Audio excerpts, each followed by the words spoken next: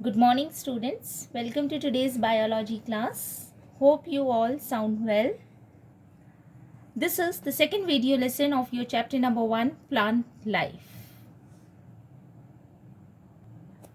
In the previous video lessons, we have read about leaf, parts of leaves, kinds of leaves. In this video lesson, we are going to read about arrangement of leaves on stems and branches, venation in leaves, modification in leaves, and different functions of leaf in a plant.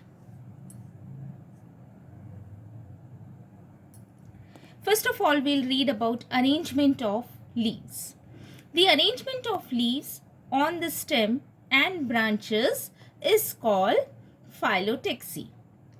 The leaves are arranged on a branch or a stem in such a way that they used to have a maximum exposure to sunlight in order to absorb maximum amount of sunlight without minimum overlapping.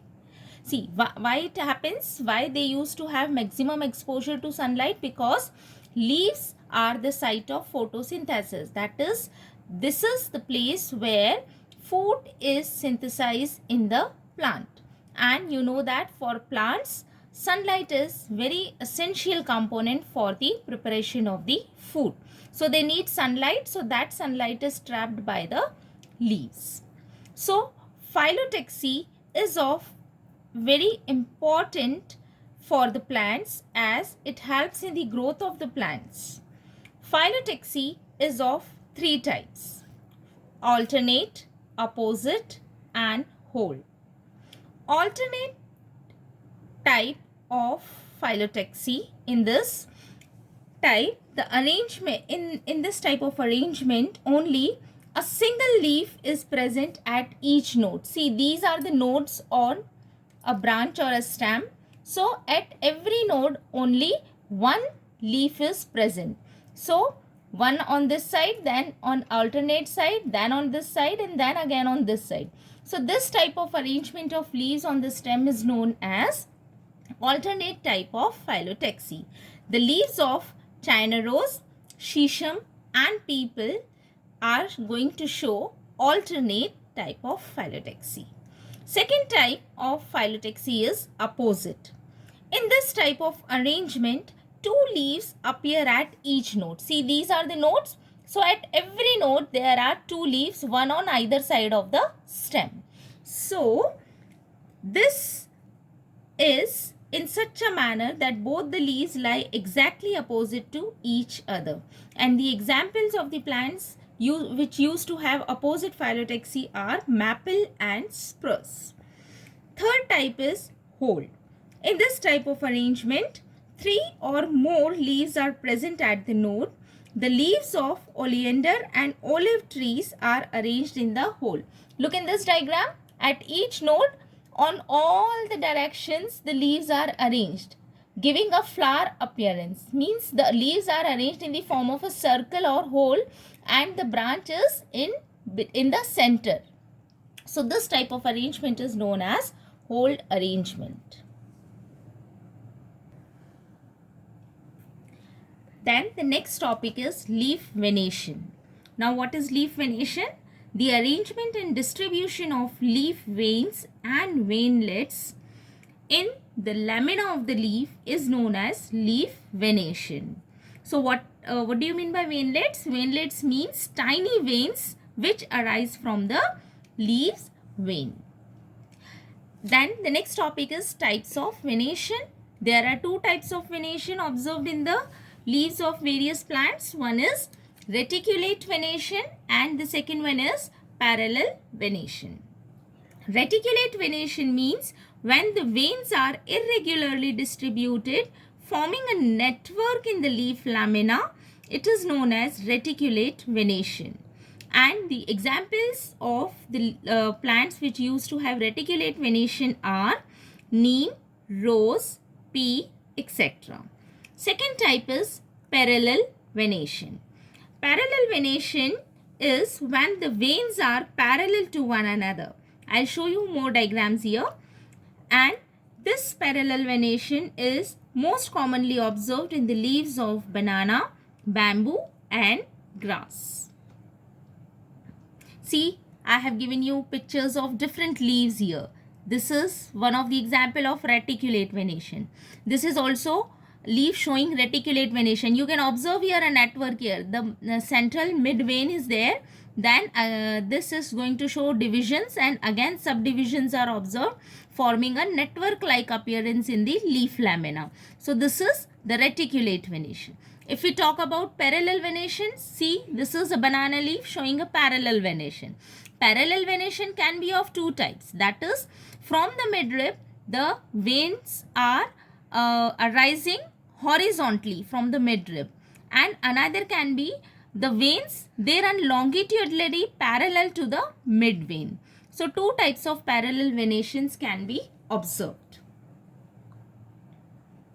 Then the next topic is functions of leaf.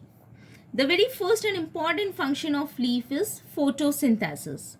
Leaves of each and every plant help in the manufacture of food for the plants.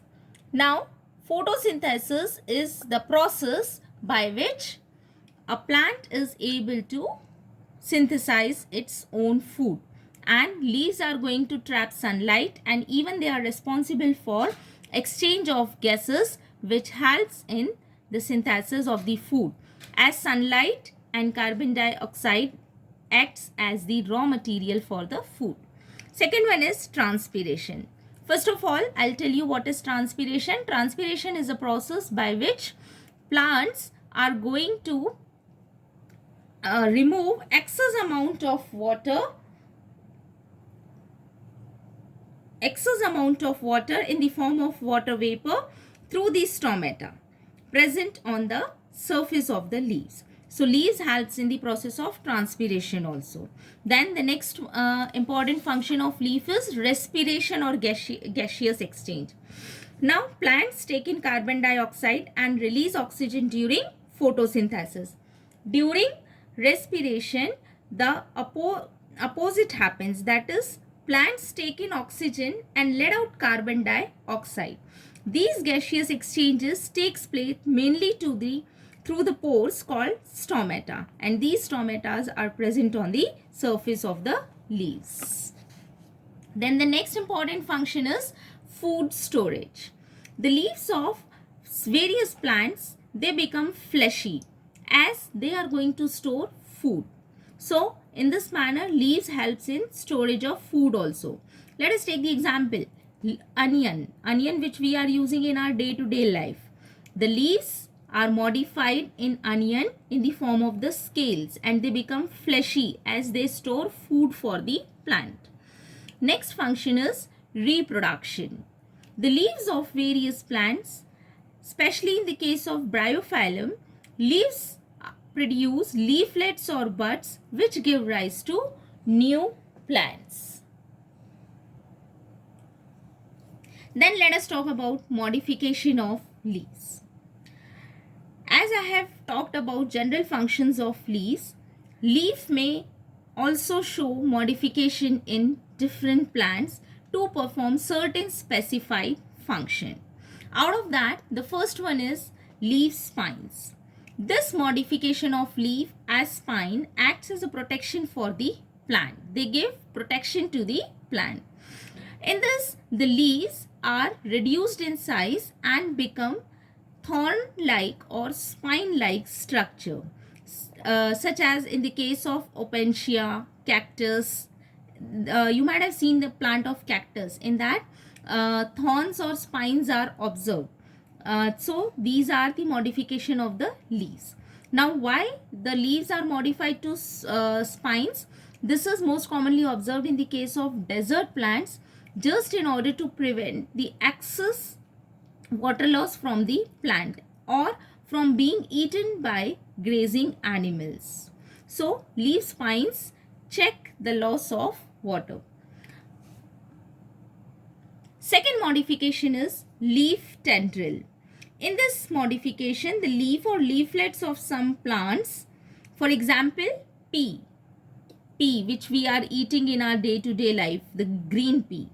Okay, then in this the leaves are modified in thin thread-like structures which are known as leaf tendrils. And you can observe here in this diagram these thread-like structures which are coiled around and help the plant to climb up, because the stems of these plants are very weak. So these tendrils, they helps in giving support to the plant. So they act as a supportive structure for the plants. Then the next modification is scale leaves. These are dry, brown, membranous, non-photosynthetic leaves, and they take a protective role and present on the nodes. Most commonly, scale leaves are thick and fleshy, as in the case of onion. You can observe here the scale leaves. This is a TS or transverse section of onion. You observe here layers. These are the scales. Leaves are modified in the form of thick flash scale-like structures. So the function of scale leaves in onion is to store food.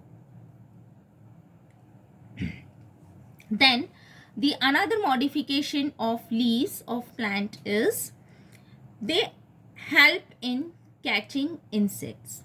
Various plants are going to feed on insects. So such plants are known as insectivorous plants. So in various insectivorous plants, the leaves are modified and they help in trapping the insect just in order to make the availability of the food for the plant. So some plants grow in the soil which are deficient in nitrogenous nutrients. So these plants fulfill their nitrogen requirement by catching and digesting the insects. Such plants eat insects with special structures which are actually the modified leaves. These type of plants are called as insectivorous plants. And the examples are Venus flytrap, pitcher plant, and Utricularia. Let us talk about Venus flytrap. This diagram is of the Venus flytrap. In this, the leaves are modified into a trap. You can observe here. This is a trap-like structure. Whenever any insect come and sit here, the leaves are closed, okay, and they trap the insect. So the inner surface of the leaves has short and stiff hairs. When the insect comes in contact with these hairs, these two lobes of the leaves, they get closed and the insects get trapped inside it, which is then digested with the help of digestive juices present in the leaves. Then another example of insectivorous plants is pitcher plant. This is a diagram showing pitcher plant. This is also a pitcher plant. The leaves are modified into pitcher-like structure, which is lined with downward pointing hairs that do not allow the trapped insect to escape. See here on this opening, this is a lid-like structures. On this structures, hair-like structures are present. So whenever any insect come and sit here, so they are trapped with the help of these stiff hairs, and as soon as the insect come and sit here, these lids get closed and insect is trapped inside. So the digestive juices, again, they helps in the digestion of the insect which is trapped. Then the next example is of Utricularia. This is a diagram showing Utricularia. Some of the underwater leaf segments modified to form a sac-like bladder with a small aperture. Their bladder catch tiny aquatic animals which are digested by the digestive juices secreted by the plants. These plants or these insectivorous plants are also known as bladderworts. Then the next topic is vegetative propagation by leaves. Vegetative propagation, it is a type of reproduction in which a plant reproduced with the help of vegetative parts such as roots, stems, leaves or buds. And the best example for the plant which is showing vegetative propagation is Bryophyllum, and even begonia plant also shows vegetative propagation. So bryophyllum and begonia, they use to produce small buds on the surface of their leaves. These are the small buds. So whenever these buds grow, they grow in size, and when they got mature, they are fallen down onto the surface of the soil, and as soon as they come in contact with the soil, each and every bud grows into a new plant. So this is all over about leaf, and this is even the end of your today's class. In the next class, we are going to read about flower, its various parts, modification and pollination. Then with this, I would like to wind up my class. Have a nice day. Take care.